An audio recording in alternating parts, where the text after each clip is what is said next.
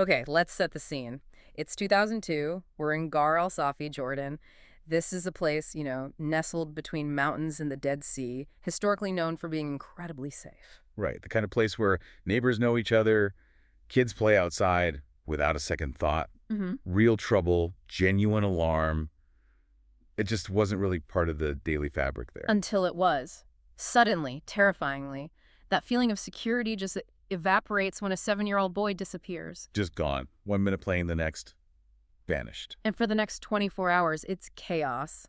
Not the normal sounds of life, but desperate searching. You can almost hear the fear in the air, can't you? Yeah. Shouts, running footsteps, just utter disbelief. How could a child just disappear? Especially there. It's unthinkable. And right into this swirling panic walks a figure who, well, doesn't quite fit. A man named Iyad. Yeah, in his 30s. Nobody really knows him. He says he's just visiting his brother-in-law, a local guy named Ali. But his behavior is intense. He throws himself into the search with this incredible energy, almost like he's got more at stake than anyone else. Tireless. It's immediately a bit strange, isn't it? And this is where the case takes such a weird turn. We often look at crimes, focusing on the killer's cunning. Right. The mastermind idea. But this case, what really defines it is something we might call doubled stupidity.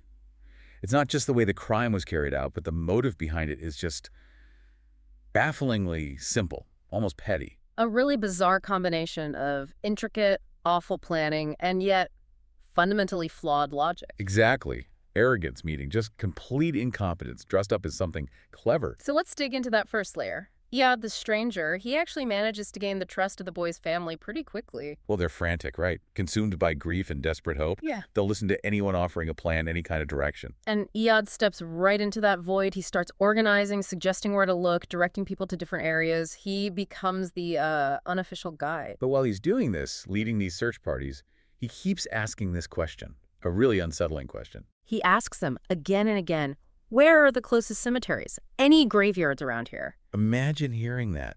You're searching for a missing child, holding on to hope, and this guy is asking about burial grounds. It must have sent chills down their spines. But, in their desperation, maybe they rationalize it. Maybe he thinks the worst has already happened. Perhaps. They're unnerved, but they follow him. What else can they do? They follow his lead towards a local graveyard. The mood must have been incredibly heavy, expecting, well, who knows what they were expecting, but probably not this. And there he is. Inside the cemetery grounds, just lying there. The body of the 7-year-old boy, fully clothed. Oh, horrific. And signs of violence. Yes, clear marks around the neck. Obvious signs of a struggle, of violence. The scene erupts, I imagine. Total chaos, screaming grief. Pandemonium, family, neighbors just falling apart.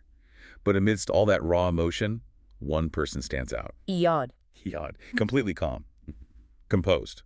While everyone else is reeling, he's the one who picks up the phone, the first one to call the security forces and report the body. That composure, looking back, it's just deeply chilling, isn't it? Absolutely. So security forces arrive, they lock down the scene, forensics starts their work. And they confirm it's murder, happening around the time he disappeared. Right, strangulation or maybe choking.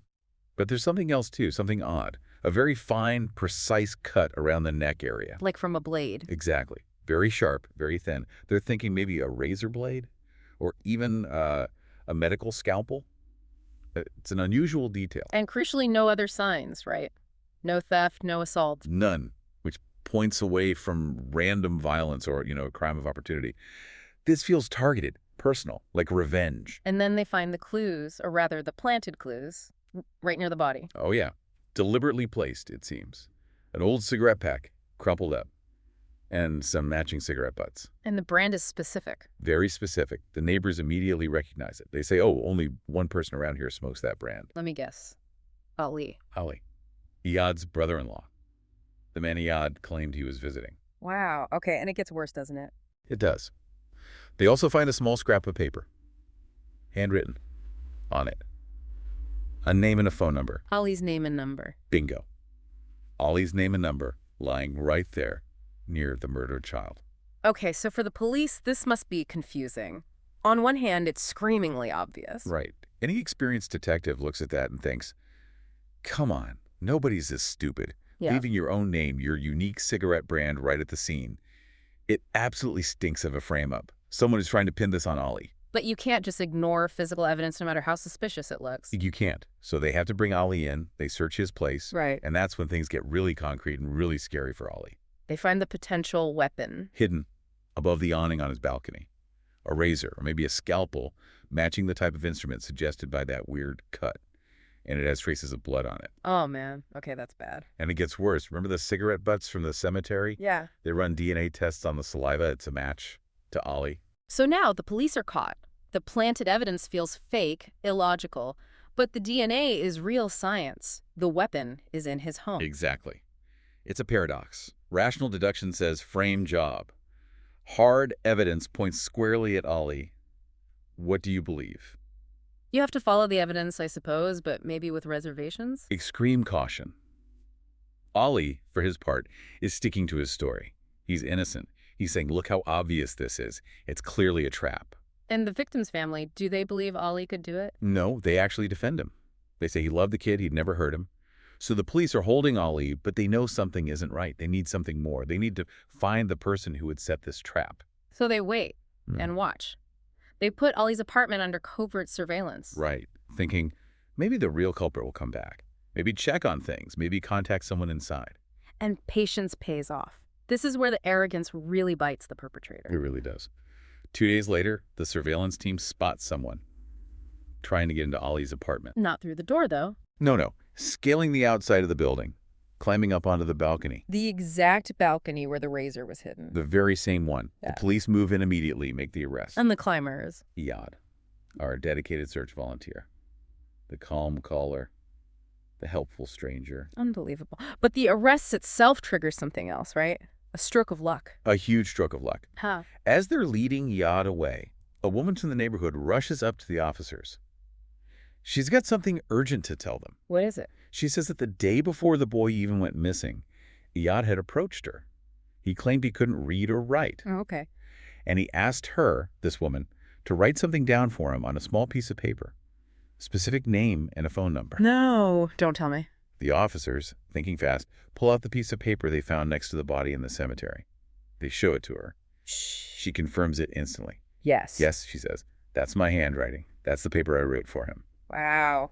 Just like that, the whole case flips. The planted note now has an author. And it's Iyad. The entire focus shifts onto Iyad. And under questioning, the whole story comes pouring out. He confesses everything. So the motive, this doubled stupidity, what was it all about? It was about an affair.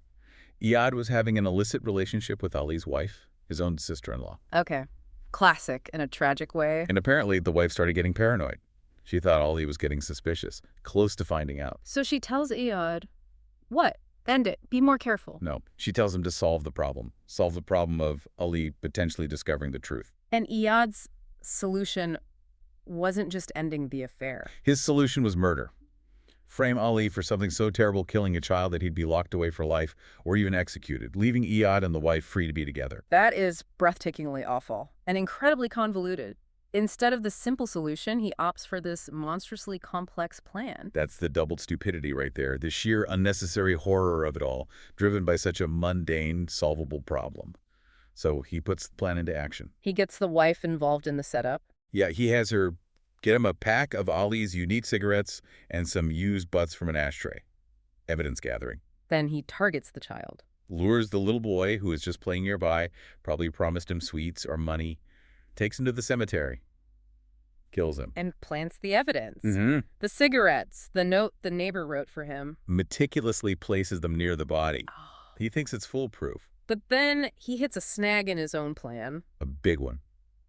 The next day, as the community is searching everywhere but the cemetery, he realizes his mistake. Nobody would naturally look there for a missing kid right away. It's too morbid, too final. Exactly. The body, and crucially, the planted evidence pointing to Ali, might not be found quickly enough. Or maybe not at all. So he has to intervene. He has to join the search he orchestrated. He has to become the helpful guide, the concerned outsider, nudging them, suggesting morbid possibilities like cemeteries, until he steers them right to the spot. He had to risk exposing himself just to make sure his frame job worked on schedule. Incredible. The arrogance is just staggering, and it peaks with his final act. Trying to climb back onto the balcony. 2 days after the murder, 2 days after finding the body and calling the police, He genuinely believed everyone was convinced Ali was the killer. He thought it was safe to sneak back to visit his mistress, Ali's wife. Right into the police surveillance net. His own ego, his belief in his flawed plan, led them straight to him. Completely. The aftermath was swift. Ali's wife was arrested, too, for conspiracy. And her sentence? Life imprisonment with hard labor. For Iyad, the architect of the whole thing, the sentence was death. It's just a staggering failure, isn't it? They Yeah. genuinely thought they pulled off this master plan. A foolproof plot Eh. in their minds. Mm-hmm. But the clues they left the note, the specific cigarettes, were so clumsy, so unsubtle, they practically screamed "set up" to the investigators from the start. It alerted the police they were dealing with manipulation, not just a straightforward killing. Right. The sheer awfulness of murdering a child contrasted so sharply with the, frankly, idiotic simplicity of the planted evidence. It was doomed from the beginning because the setup was just too stupid to be believable, yet the crime itself was horrifically real. So this case wasn't cracked because the killer was brilliant and left some tiny, clever clue. It was solved because he was so arrogant, so convinced of his own flawed logic. That he couldn't resist inserting himself into the investigation, couldn't resist trying to control the narrative, and ultimately couldn't resist going back to the scene. His ego essentially signed his own confession. It really makes you think, doesn't it? How often does that happen? How often is it not the detective's genius, but the criminal's own vanity, their need to oversee their own masterpiece, that leads directly to their downfall?